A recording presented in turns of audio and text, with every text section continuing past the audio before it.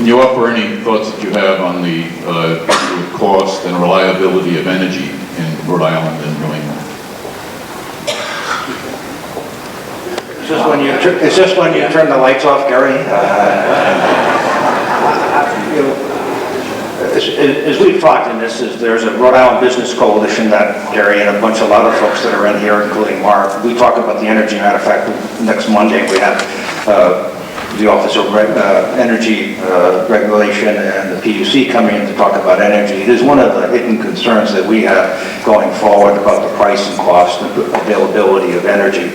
We believe in a few outer years that we could be actually in some brownouts and things of that nature, as the capacity to generate electric will be diminished in some sense if we don't start doing either pipeline changes or the other items.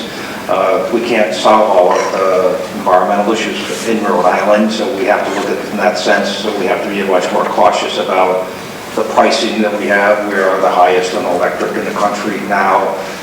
We see that as one of the issues that goes counter to having the cost of doing business in Rhode Island enhanced. This will go the opposite way and make the utility costs much higher.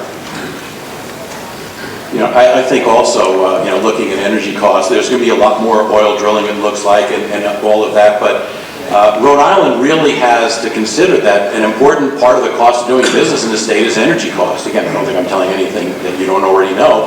And that's one of those long-term changes we have to really get on top of, as John noted, you know, pipeline costs, all of that. That's part of what we have to do to be competitive.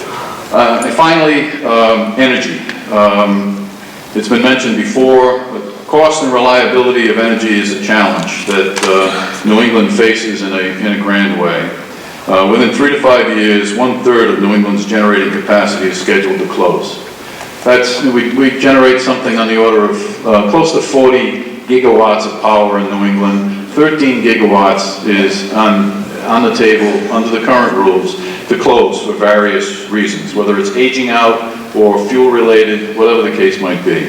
That is an extreme concern at this time of the year that we need to be attentive to. We need to have defensive measures, as we always do in government. But we also need to have offensive measures to be able to make sure that we satisfy the future needs that will keep us warm, for one thing. And that's not just business. We're talking about residences being able to heat their homes, because there may be gas coming into them that's mandated. But if there's no electricity, that heating system doesn't run.